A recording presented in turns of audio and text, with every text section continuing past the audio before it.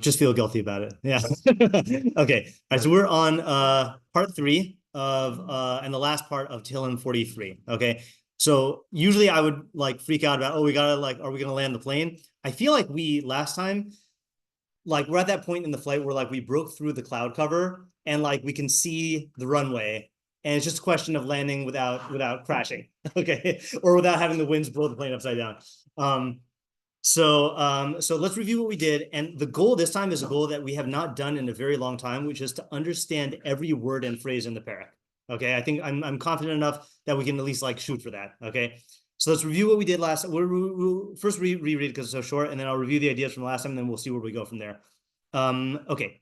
Actually, before we start, I actually want to read something. I don't even know if I read this last time. I was rereading Rav Hirsch, just the first paragraph, and it really like stood out to me how much this is applicable to now. Okay. He says, this psalm is a continuation of Psalm 42. Isn't that like now? No. The tragedy of Israel's exile is twofold. It must take up the struggle against the nations as a whole, and at the same time, fight against individual men of these nations. Israel charges the national entities with being goy lo chasid, with failure to practice the humaneness to which they pay lip service, and particularly with failure to show such kindness to Israel. To them, Israel is not an entity worthy of receiving common decency, and men who are wicked, unjust, and violent take advantage of the position of helpless destitution which the nations in their unkindness and inhumanity have assigned to Israel in order to perpetrate acts of wrong and violence against the latter. Israel has recourse only to God against both the inhumanity of the alien communities and the violence of individuals. Isn't that like, I mean, you could probably read this about a lot of prokim, but I felt like this just really like, this is like exactly, the state we're in right now. What is recourse? Where was that? I remember reading that. Oh yeah. Recourse meaning that the only like place we have to turn is God. Yeah. Right. I was gonna say one more thing about this before we reread it. Oh yeah. Another just note here on this psalm is continuation of Psalm 42. So we did mention that as a possibility. I just kind of chuckled when I read how the Meiri hedges his bets. He says, "V'hu mizmor katan nimshach lezeh." This is a small chapter which continues from the other one. Ki ilu hu davar echad, as if it's one. Well, go on, Meiri. Is it the same one or is it not? But he is saying it's a mizmor katan. Okay, so that's another introductory point that I wanted to make. And then the third one, which I think because we didn't look at 42, I realized 42 is a maskil. Okay. Not the kind from Europe, but let me say maskil livnei korach. So I think we've had one maskil before. A maskil is basically, if you could imagine what musar is to mishle. No, that's a bad analogy. Okay, a maskil. So in other words, most of Tehilim is praises or thanks or requests. Okay, a maskil is essentially a like. Is like, I don't want to call it just a philosophical discourse, but the purpose of it is to give us seichel, is to give us knowledge about how God operates. Now, all Tehilim is doing that, but a maskil is written expressly for that purpose, So I don't know what analogy you can give, but it's like, I was trying to say, it's like, maybe the closest analogy would be like, it's like a didactic story, but this is like a didactic psalm. Like it's there to teach you ideas about God, okay? As opposed to most Tehilim is you are obviously articulating ideas about God and you need ideas about God, but the purpose of it is to praise. Now, what does that mean practically? I have no idea. I don't know what the derech is of learning this. I think we only learn one maskil, but I just wanted to like call that to our attention in case we have a theory. Yeah. I'm curious how we know that about maskil. We read it somewhere. Let me just actually look and see what was the first maskil that we did, or the only maskil that we did. Okay, Tehilim. Oh, look at that. Only appears in Tehilim. Really? Is that true? I mean, I know Haskell and Seichel appear. So 13 of them. 32. Yeah, it must have been this one. We did this one. L'David maskil ashrei nusui petra ksui chata'a. And if I know, wait, let me see if I could get the Tehilim 32. Yeah, so if I know myself, which I don't, I know my order of operations, then the Radak probably told us. Yeah. Kvar kasavnu b'psicha of Mizmor HaRavi'i. Okay, I guess he wrote there. Tam Maskil. So he said he wrote the meaning of Maskil. Ushar Rosheh Hamizmorim. Oh, so do we have to look there then? Maybe it wasn't him. Okay, let's look there. We're not going to dwell on it, but 4. Oh, in the Hagdama, he said in the Hagdama, right? And again, I don't like relying on this Radak, but we have no choice here. Happy the man, right? Maskil. Oh, in the Hagdama. Sorry, there's more one. Maskil Alide Turgaman. No, that's just Alide Turgaman. What about in the 4th perek? What's the 3rd perek? I'm zooming in. 4th perek. Maskil. Oh, here we go. Is this it? Maskil. Vishmem Nikra Maskil, Vishmem Nikra Michtam, etc., etc., etc. V'chol echad midigas k'moshu yud. No. I get. Okay, I don't know. I don't know. We'll have to look at that later. Yeah. Okay. All right. So let's review the perek. Okay. Shofteini Elokim v'riva Rivi. So we changed the translation last time to enact justice on my behalf because the majority of the Mefarshim said that it means take revenge, right? If you want to listen to a shiur on revenge, I gave one on Sunday, so you can listen to that. I did not even realize when I was preparing the shiur that like this is an example of it. Beriva Rivi, and fight my fight, mi goy lo chasid, against a nation that is unkind, mi ish mirma v'avla sefalteni, from a man of deceit and crookedness deliver me. Ki ata elokei ma'uzi, because you are the God of my strength. Lama zanachtani, lama koder es halach b'lachat oyev. So, for what did you abandon me? Why do I walk about in the gloom under the pressure of the enemy? Shlach oracha v'amitcha hima yanachuni. Send your light and your truth; they will guide me. Yeviuni el har kachecha val mishkanosecha. They will bring me to your holy mountain, to your sanctuaries. Your sanctuaries, right? Va'avoa el mizbach Elohim el simchas gili va'odcha b'chinor Elohim Elohai. I will come to the altar of God, to the God of my greatest joy. I will thank you with a lyre, God, oh my God. Now I have a very distinct image now that I've watched the House of David series of playing the lyre. He plays it quite well in the series. House of David. This is the Amazon Prime thing about series about Malchus-based David. Is it worth watching? Oh, is that one produced like by Christians or is it? It's probably by Christians. Yeah. I wrote a review of it this morning. You can check my what I'm thinking about this morning post in the content group. Nafshi umatami alai hochili lokim ki od odenu Yeshua's panai velohai. So why are you downcast, O my soul? Why are you disturbed on my account? Await God, for I shall yet thank him for the salvations of my countenance and because he is my God. Okay, so I'm going to try stating the main idea from last time, and then we're going to work outwards, okay? The main idea, and I think I'm going to try something different also. What I want to do is I want to bold the phrases that we have successfully explained, okay? So hopefully by the end we got them all bold, okay? So the main idea came from the second pasuk, okay? Which, and specifically from the llamas, okay? Not the animal. So everyone said this is about Galus, right? All the Mefarshim said it's about Galus. So the feeling in Galus is that you've been abandoned by God, okay? And we do use that lashon, that of Hester Panim and God abandoned me. But we have to remember that God doesn't change, and that all the changes come as on account of the recipient, right? So, and the fact that all bad things happen to Klal Yisrael because of our chatayim, okay? So the question has to be changed from lama zanachtani to lama zanachtani. Okay, lama zanachtani means why did you abandon me? Looking for a cause. Okay, and what that's kind of doing is it's kind of treating yourself as the primary existence and saying God did this to me. Why did he do this? What was his motive? Okay, but that is a false way of looking at things. What we have to do is we have to accept the fact that this clearly happened because.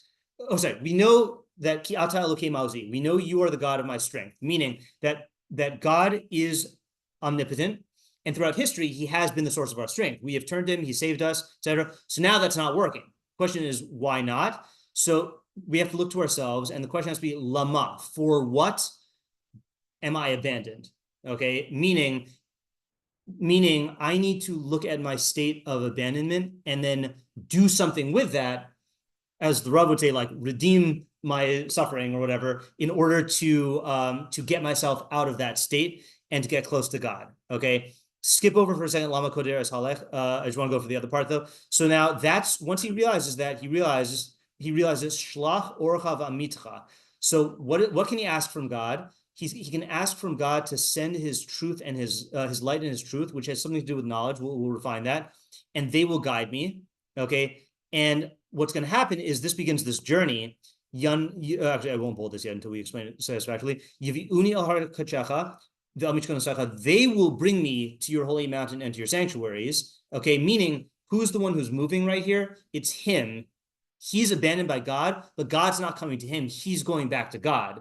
And he's going back to God through the or and the ms that God sends. And then the final step is va'avo el mizbach elokim el kel simchas gili. And then the final stage is va'odcha b'kinor elokim elokai. Okay, and I will thank you. Okay, so that was the model here. So our question is, what exactly, how does this journey work? And like, what are the steps? Okay. So we also theorized that there's two aspects of his bad situation. There's lama zanachti, and then lama koder es halach balachatz oyev, right? Why must I walk around in gloom under the enemy's oppression? And then we notice, if we're going with this lama theory, this one is lama. Why? Like looking for a cause. So the question is, what are these two things that he's stating here? Okay. Now I don't remember what I said and what we came up with in shiur and what I developed with Ken. So anyone remember or have an idea about like what these two things are here? Oh, and what I want to do also is I want to summarize the ideas as we go. Summary of the ideas in each pasuk. What is exactly the difference between saying for what and why? For what is basically looking to the future, and why is looking to the past. Okay, or so then for what imply that there was a for, meaning a cause? The only reason I'm saying for was because that's what the word means, lama. But what it means is given the fact that I am in this situation, what am I going to do about it to do teshuvah, to change it into something good? So it's only looking forward, and it's not asking what's the purpose of it. So I don't like using that term because that term is, we know what the purpose of it is. The purpose of it is for us to be in line with God's will, right? But in other words, like lama is saying that this thing is an effect, and there was a specific like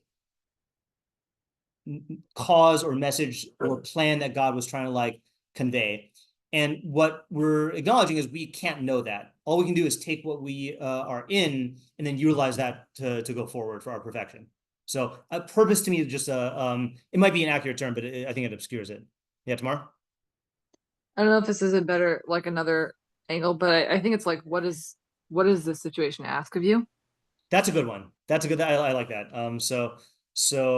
Yeah, let me summarize what we have here so far for pasuk beis. Okay, so we have and this is going to be kind of long for this sentence because this is the main idea, is when we are abandoned by God, the question we must ask is not why did you do this? Okay, and that we're calling madua or lama.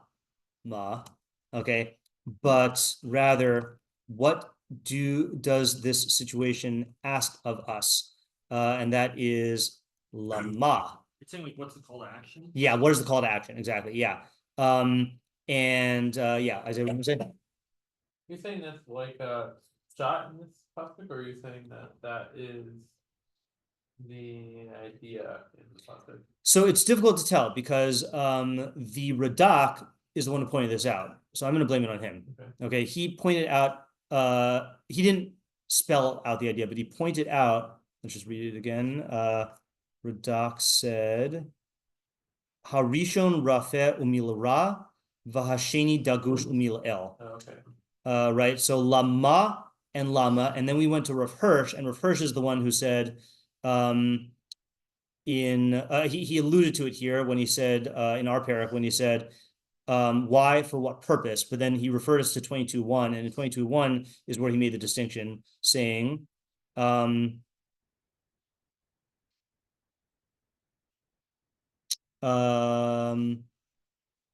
lama for what purpose, not lama, for what reason. David does not ask why. To him, Israel's disloyalty to God's law is sufficient reason for all the pain it must now endure. It's lama, meaning what are we going to do for it? So you're saying that the first one is asking for what? For what? Purpose? For what And the purpose? second one is still asking why. Second one is still asking why. Yeah. So our question now is, why is the second one asking And why? how about in 5? What is it? 5, he's talking to his soul. So that's Okay, just so we don't know what he's asking yet there, but there's It's not just a either of long those. way. Yeah. Yeah. Ayala? I think we started making the distinction last week between the first one being like forsaken me is something that Hashem did to him versus walking about in gloom is like his own experience, his Okay, own good. emotional experience. Okay, right.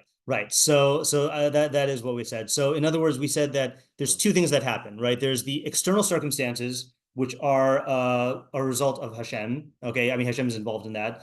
Okay, but then there's the internal darkness and pressure and personal response, right? That you have to this. I think you brought up Stoicism last time, right? Is that I brought up the arrow thing, but that in addition to the external circumstances, there is the internal suffering that you impose upon yourself due to your own psyche. And that's a question you can ask Lama about, which is, what mistakes and distorted thinking do I have that is causing me to frame this in this way? So let's say, for example, a common one is victim mentality, right? Is that people have this, woe is me, why is everything happening to me? Another cause of the lachat oyev is people feel like personally antagonized by their enemies and they make it an ego thing, so like all of these psychological things.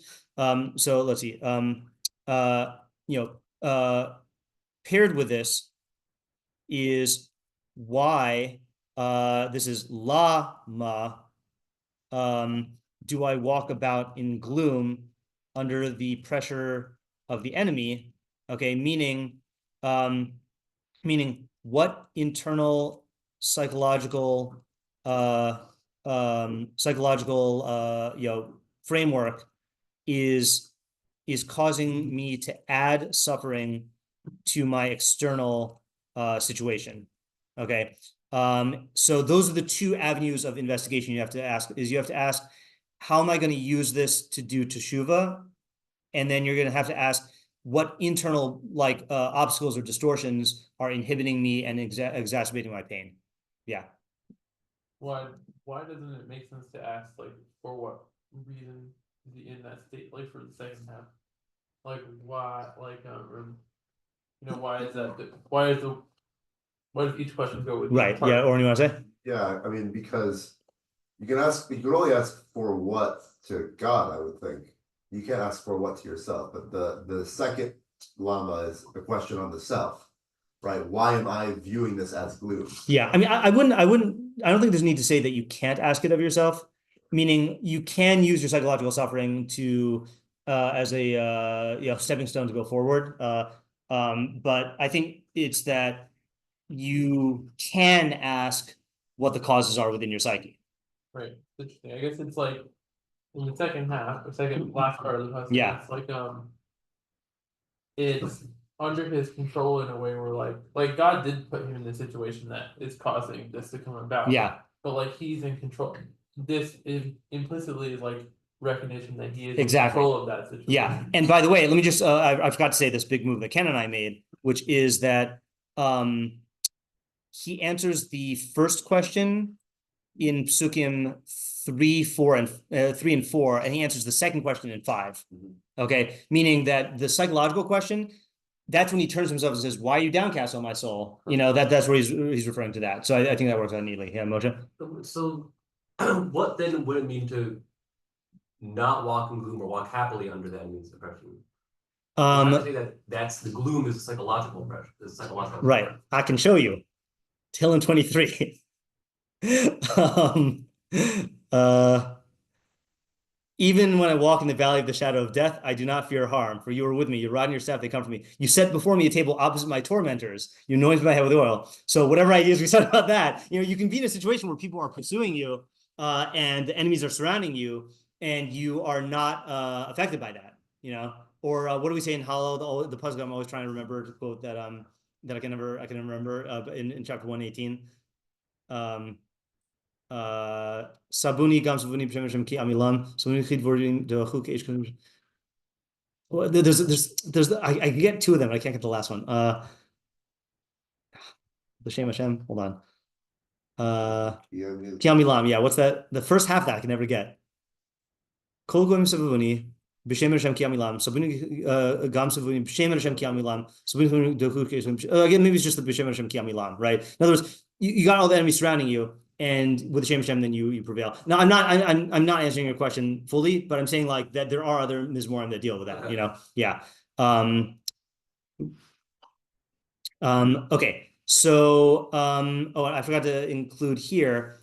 I know, all right, you know, because I know that you are the God of my strength, who has protected me and saved me countless times in the past. I know that this isn't your, you know, doing. In the sense, I shouldn't say isn't your doing. This isn't like caused or precipitated by you, but by me. Yeah. Not just spelling it out a little more. I like that part, because you're the God of my strength. It's yeah. Like, that's like the fundamental thing. That's like the first premise. Yeah. Like I think therefore I am, and then you can get all this other stuff. Like yeah. You are the God of my strength, and therefore the whole rest of it. Yeah. I don't know. It seems like it all flows. I think so also. Yeah. And I think the reason why we missed it, or why I missed it, is because even though we changed the grammar, I still got caught up not realizing because you are the God of my strength as like the beginning of a sentence. Because you're the God of my strength, therefore I have these questions.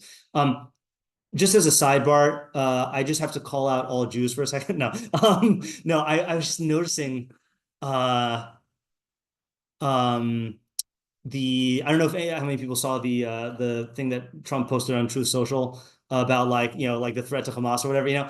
And I was thinking on the way here, I was like, you know, most Jews I know are going to either like rejoice at that and praise Trump or condemn him, you know. And I'm like, what did he say? Yeah, I can show it to you later. I mean, he basically just like made some sort of like Trumpy type threat to Hamas, you know, classic thing. Yeah, but the point, the reason why I'm bringing it up now is that the thing that I feel like is so many Jews who say Tehilim, but like, don't we have this principle that you don't put your trust in human beings? You know, like I feel like both sides are making that mistake of like treating it as though the fate of Israel is in the hands of Trump for good or for bad, you know, and like obviously we do need to recognize that there are you know, a harbe shluchim l'makom, and like there are agents of you know, of good and of evil that are, but the point is that you have to follow the steps to the fact that Hashem is ma'uzi, you know, that God is our strength, and like, you know, it's a subtle emotional move that like anyone who's finding themselves rejoicing or agonizing in response to Trump has to ask themselves, where does God fit into the picture of my emotional reaction right now? You know, and that's why like Tehilim is critical here. Yeah. Anyway, all right. We'll move off that point now. Okay. So then I think, did we say the point last time about the or and the MS? We said, yeah, the corresponding point, right? Yeah. So the or corresponds to the darkness. Even as we said that the MS corresponds to the deceit and the mirma, but I think the way I would like to say it is that the or corresponds to the darkness, and the MS corresponds to the lama zanachti. You know, meaning that the two tools that we have at our disposal to get back to Hashem are, I mean, they're both references to knowledge, but one is, Ken had this good way of saying it. So there's the MS, which is the knowledge, okay? But your psychological tinting can obscure your knowledge, and that's the darkness, okay? Meaning, one question is, you know, what are the obstacles in the room that I can trip over, you know? So knowing that is very important, but then if the lights are off, then you can trip even if you know where the things are, you know? So we need to progress on both fronts, is that we need to seek truth about like, you know, what our actions are, how are we responding badly to the situation, you know, in terms of action. And then we also need to lighten up, and we need to like see what emotional distortions are clouding our perception. So that's the send your truth and your light and your truth. Okay. I want to read to you. I don't know if this corresponds to what we're saying, but the only one of the Mefarshim that I found who actually says that this is referring to knowledge explicitly is Sforno's student, Rivi de Nולה. So he says, this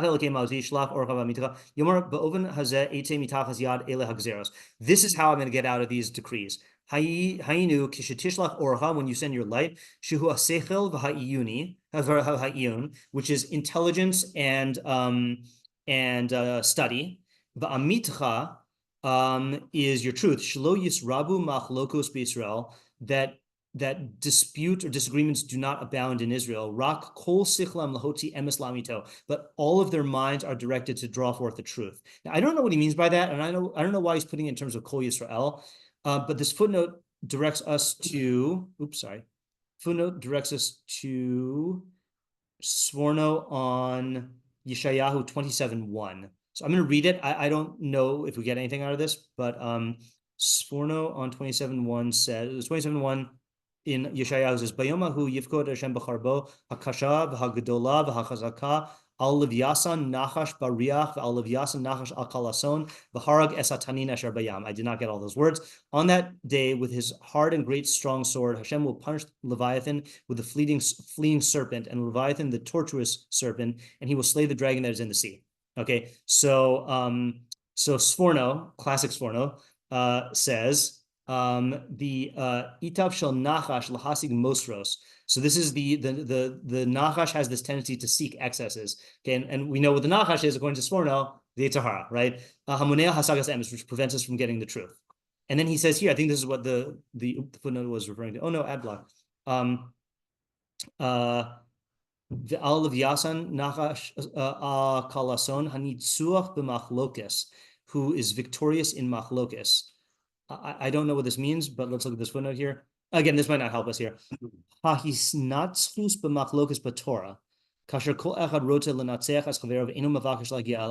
So this is like seeking dominance in machlokes on Torah, when each one wants to be victorious over the other, and they're not trying to get to the truth. Amar Alexander HaPardusi, I assume that's Alexander the Great, right? Alexander the Persian.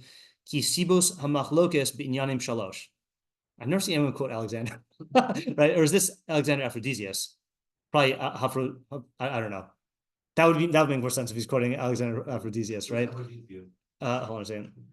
Alexander Aphrodisias is a philosopher, a peripatetic philosopher, the most celebrated of the ancient Greek commentators on the writings of Aristotle. This probably makes more sense. Yeah, I assume it's this guy. So what does he say? Sibus machlokas binyanim shalosh.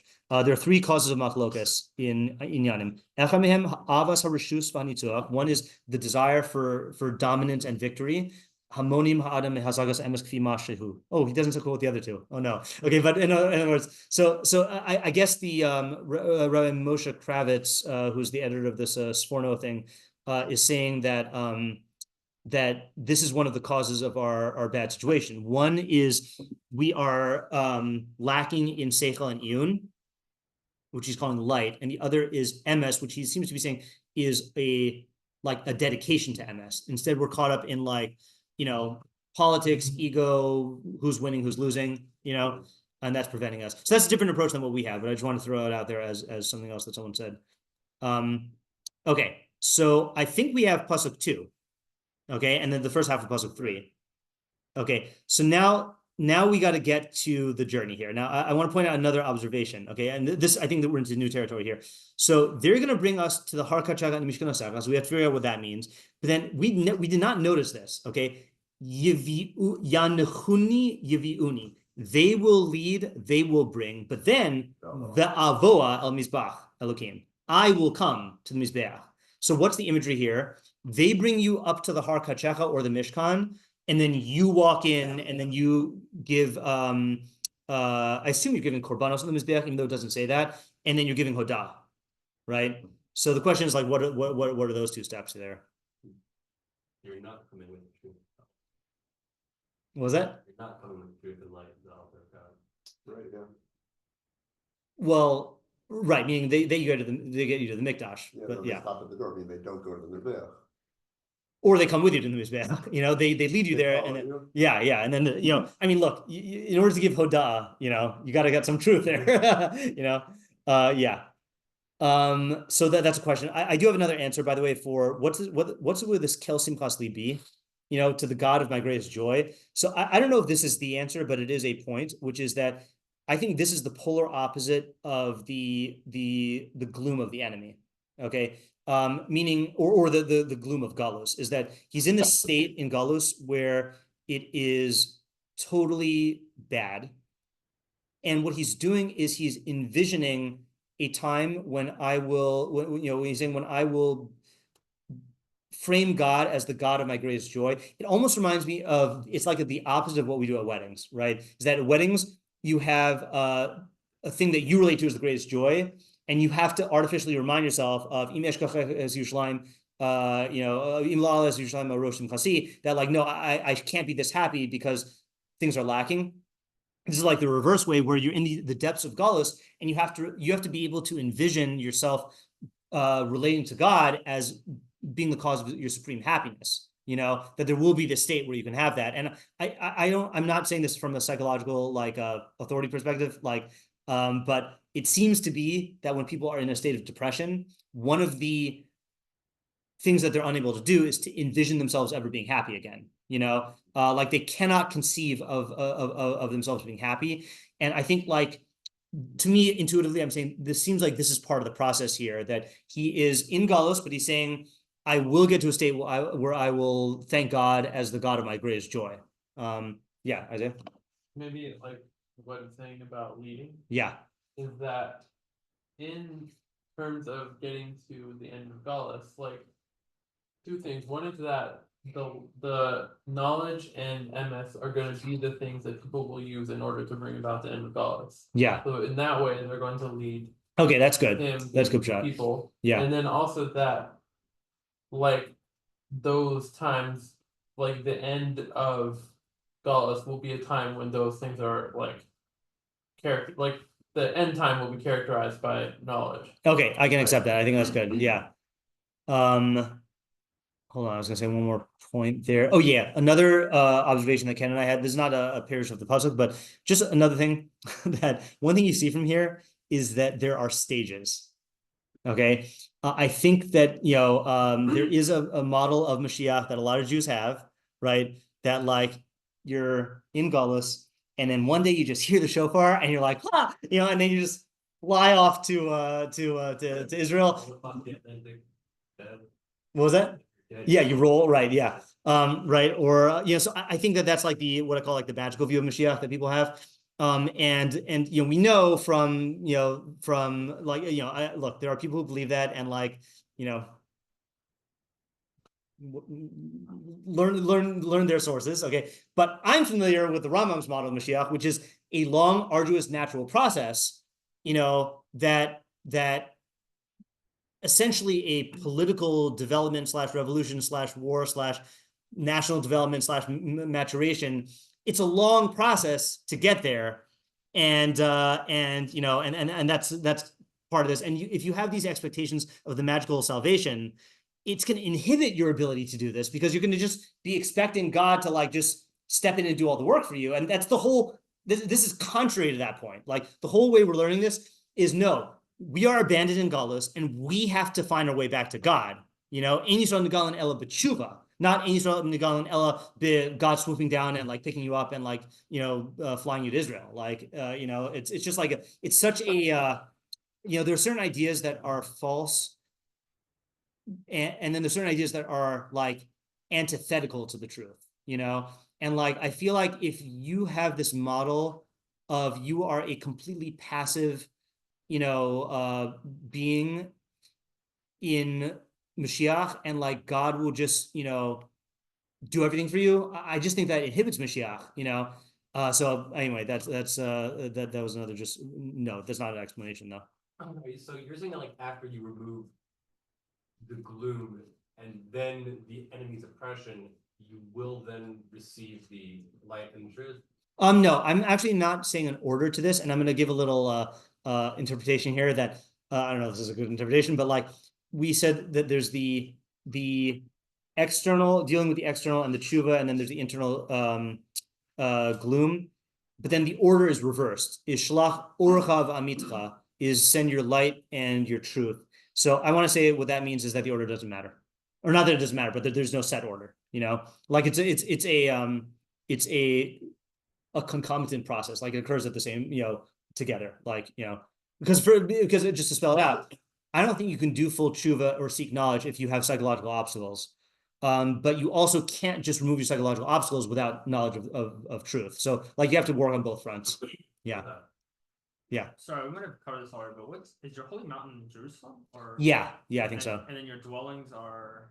Yeah, so I don't know why he has to say Har Kadshecha and Mishkanosecha, especially because there are not multiple Mishkans in the time of Mashiach, right? So that might be why.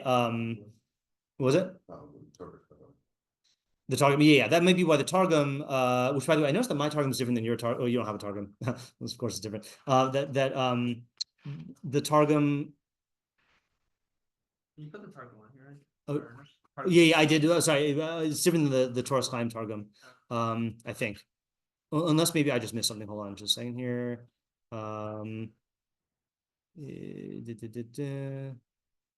Yeah. The Torah Chaim Targum says li medor base shchinasach, but the Targum on Al Torah says umidrashe base shchinasach. There are multiple Targums, by the way. Yeah, but that would explain the plural, right? Is that the body midrashos? Yeah, but I think I think Har Kadshecha has to be Yerushalayim, and also there's only one Mizbeach nowadays, you know, or not nowadays, but you know, in the time of Mashiach. Yeah. Plural. Or not? So you're saying it's not plural then? Well, Mishkanos is plural, but Mizbeach is not plural.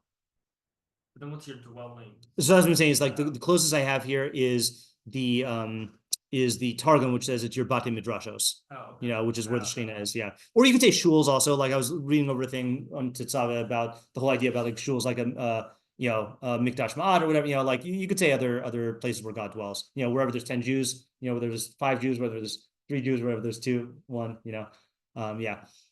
Okay, so now the question is, another idea we said last time is the way he's framing Hoda'ah here, okay, is that the way we usually think of it is that Hoda'ah is what you do in response to God doing something good for you. But the way he's framing it is it's the final cause. It's I want to be able to be redeemed so that I can give Hoda'ah to you, so that I can acknowledge you for all the good, you know? So that's another thing, which is which I think is easy to lose sight of when you're in Galus, which is you only focus on the bad. And what you have to realize is, no, there is so much good that God has given us. And I want to be able to go and express that good in the ultimate way, which is in the Mikdash, you know? And so I think that flips it on its head. Like, I think if you have this other idea of, well, God, if you save me, then I'll thank you. I think that's also a distorted framework of relating to God, like in terms like a deal-making way, as opposed to, no, my desire to give Hoda'ah to you is absolute. That's what I want to do. And you know whose else desire it is? That's not English. It's also your desire. Your raton is for us to give Hoda'ah to you. So I want to align myself with that raton Hashem, which is to go to give Hoda'ah, but I'm inhibited right now because I don't have access to the Mikdash, and I can't do Hoda'ah on my Kinor with saying Tehilim in the Mikdash and giving korbanos of Hoda'ah and stuff, you know? So like, I think that's an important thing also, is to get your priorities straight, which is I want to be able to go give Hoda'ah. Okay, another thing, which I think we only said briefly last time, I think this should be easy now. What's up with him talking to himself? Did we answer the question for 3 and 4 of why God is leading us and we're going? Oh, you mean the truth is leading, truth and Yeah. image is leading us? No, we did not answer that. I have not bolded this part. Yeah. We did the truth leading us, but not why I go into the Right. here. Oh, I have an idea. This might be a little drushy. Okay, I'll say it anyway. It's a true idea, I think. Okay, which is that the way that truth and light work is that they facilitate your bechira. Okay, so when you first start off in life, you do not have like fully actualized bechira, but through learning and through self-knowledge, then you come online in terms of being able to be bocher batov. So perhaps that could be represented in the truth brings you there, but then when they've accomplished the goal, so to speak, then you make the decision to go into the mizbeach. It's a little drush, right? But this is something where I'm serious now, is that I feel like in Tehilim, we've seen this before in Tehilim, where there are little poetic nuances that allude to ideas, and it's not pshat. Pshat is, I'm going to use knowledge and tshuva to go for the redemption, But why plural and singular? That's because that's how the journey goes. Like you're dependent on emes and or, and then you can do this on your own. So even if it's a drush, I think it's a good drush. Yeah. Why just the altar? Yeah, that I'm not sure about. My association to mizbeach is kapara, right? So maybe that is part of it. Maybe that's where the tshuva actually the full kapara takes place, meaning that the emes and the or equip you to be able to prepare you to approach the mizbeach to get kapara, and then once God gives you kapara, then you can engage in the hodah. That's I mean we see that very clearly in Ana Hashem Hoshiana, concluding with Hodil Hashem Kitov Kilum Chasto, meaning that there's a mizbeach preoccupation, but then the culmination is hodah. But I'm open to other ideas. I don't know. Yeah, I do.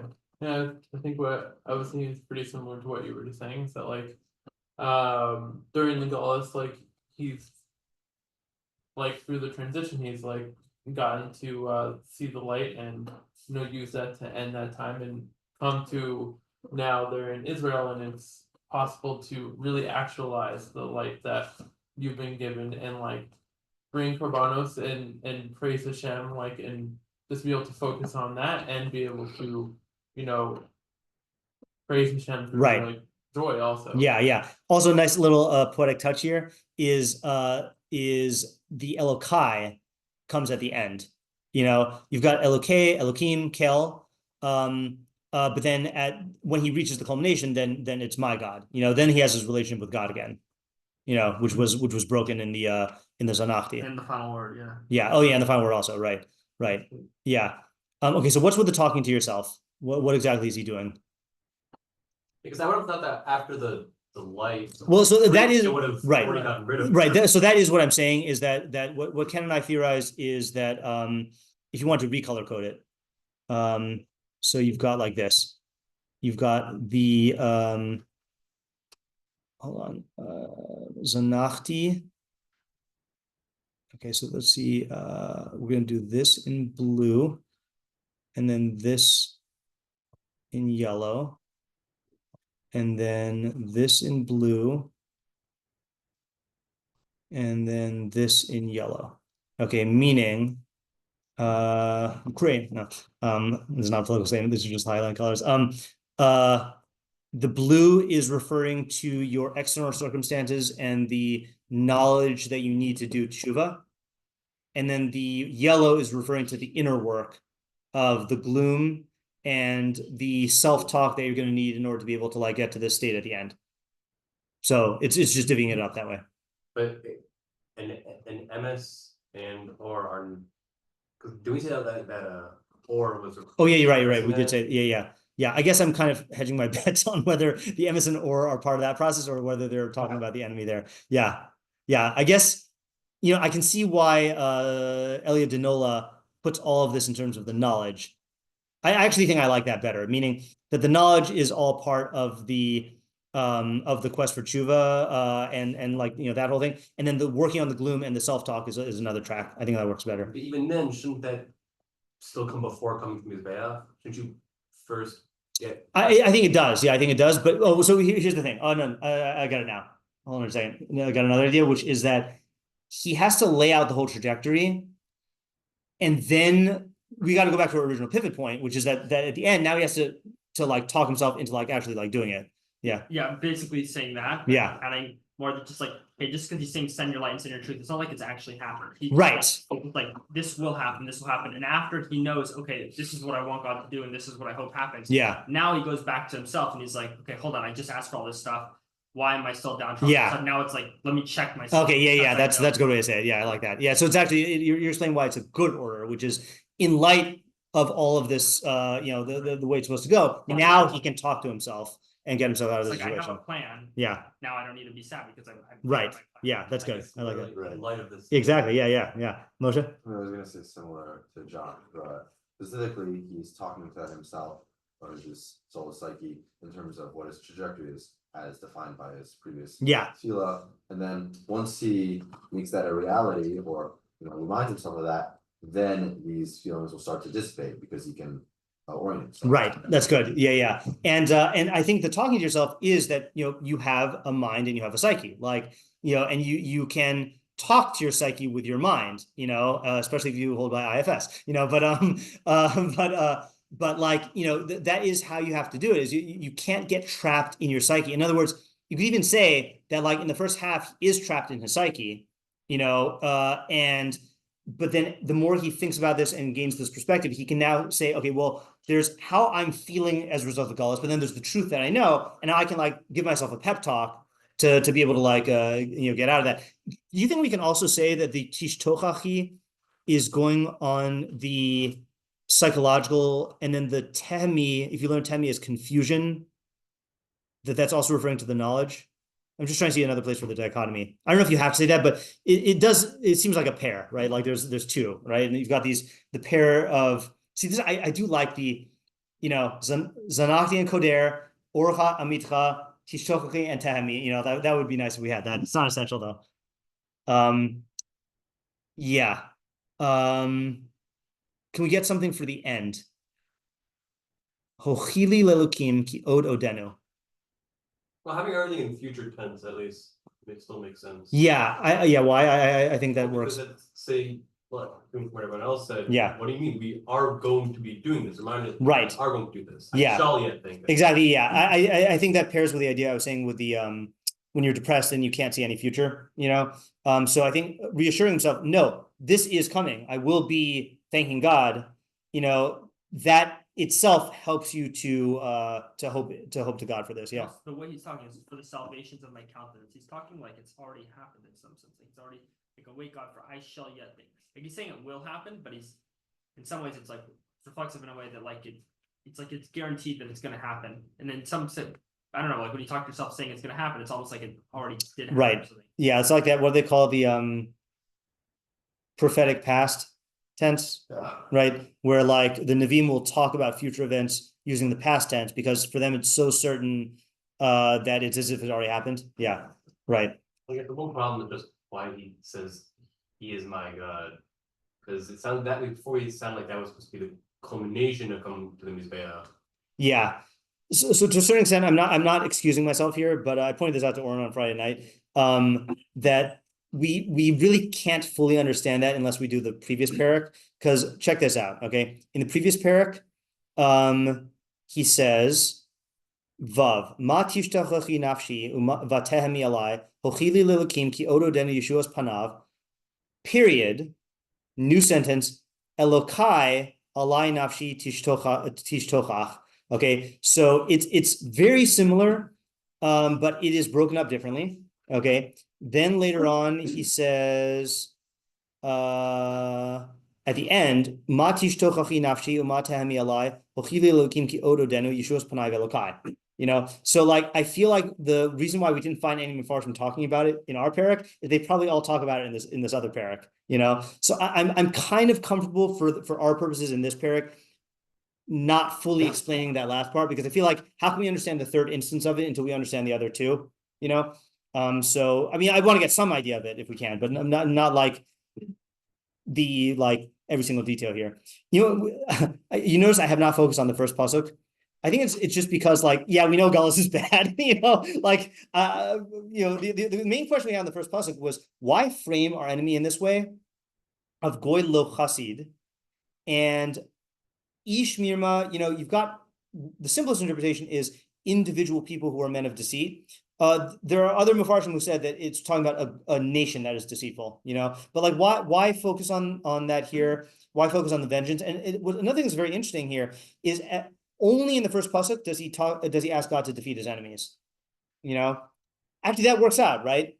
Maybe it works out like this: is if we're going from immature to mature, so the immature way of relating to Galus is this is caused by my enemies and God has to defeat them, And yeah, it's true that the enemies are the agents through whom God is doing this, but the real fix is in you. You have to do tshuva, and like when you do tshuva, then the enemies will go away. And maybe part of your tshuva will have to do with reframing how you view the enemies, but like it's not the enemies. But it starts off that way because he's still in that victim mentality. And then he first realizes, so here's the progression. He's in the victim mentality of the enemies are plaguing me, like God, he's treating God as like the he's summoning God, like, oh God, beat up, God is the dad who's gonna, or the older brother's gonna like beat up the bullies on the schoolyard, right? Then he says, wait a minute, you're not doing this, but you're the God of my strength. What's going on here? Then he has the lama zanachti, no, lama zanachti, and then that's when he starts the tshuva process, and then he goes, and then by the end, he's not even talking to God, he's talking to himself, and telling himself that he is going to talk to God when he thanks him, but the only role that he has vis-a-vis God is thanking him for saving him, but he needs to do all the work himself. So I think it's a nice progression there. Yeah. Yeah, very. Yeah, Moshe? I was gonna say there's a difference between asking God to destroy your enemies versus saying, I'm going to thank him for his salvation. Yes, right. That's a good point, right? Yeah. And if you ask the guy who's asking for the destruction of his enemies, hey, what about thanking God? He'll be like, yeah, of course I'm going to thank God, But that's different than thanking God as the goal of what he's trying to do, like that we mentioned before. Like, no, my goal is to give Hodah to God, and the enemies are impeding me from being in a state where I can do that, but that's my fault. It's The Roof once made the point about how like all of Judaism's fast days, like national fast days, like Tisha B'Av and stuff like that, and all the Nevi'im are so politically incorrect because they all are about blaming the victim, which is true. Like that is our approach to suffering. Is like we recognize that we blame the victim. It's not the victim. Yeah, it's not the victim. It's Perpetrator. It's perpetrator. Yeah, that's true. Wow, that's a great line. Yeah. Yeah. Something I was thinking about with the first puzzle is why does it include both a nation and a man? Why does it look on a general level and specific? And I think because each one sort of adds an element. Like you say, oh, it sucks where I live, or like wherever, and then kind of just says like general milieu about the area, but then when you say specific, it's like I don't know. I just think it adds both a general and a specific component. Yeah. And if you just have the general or just have the specific, it doesn't show how bad it really That's good. That's good. Yeah. Definitely when we're viewing our enemies, then we have that experience. Yeah. Right. Yeah. So can we just answer so I feel like in terms of what's the perek saying as a whole, I think we have that. And in detail, we have that for once. Nice. We just don't have the very, very last part. Just say the answer to number one. Yeah, is that this perek is I want to write it so I don't lose it again. So so the main idea is this is a roadmap from feeling abandoned by God in Galus to the recognition that the way out lies in our own hands, right? So we start by beseeching God as the active party to save us, who are passive victims of enemies, right? Then we question why. We question. We ask if God is and has been the source of our strength, why has he abandoned us? Then we realize that we have distanced ourselves from God and compounded that by bringing gloom into our psyche. we then ask God for his light and truth, which we use to get back to his, makom shchina, makomos shchina, right? And we do this to be able to thank him, and then after charting this course, we can engage in the self-talk that gets us there. That doesn't capture all the ideas, but I think that's pretty good one. So I think the what of it, the purpose of it here is this is what we should say when we are in Gullus and we're feeling this way, and it happens to be a very short perek that we can have to say this, that again, beautifully charts out. So now we can see how it's a maskil, right? It's teaching us the derech to get back to God. It's not actually thanking God or requesting stuff from God, right? I mean, it is, in the beginning, but like the main purpose of it is it's teaching us how to get back to God. This is a great perek. I really like this. Yeah. Okay, good. So next week we'll find something probably Purim related to do, just to take a breather. I do really want to go to the perek mem base though. I feel like it's incomplete if we don't do that. So yeah. And maybe it's more saving. And Purim is saving. Yeah. Maybe we can start next week. We'll see. We'll see if I find anything else to do. All right. Thanks for coming. This is good.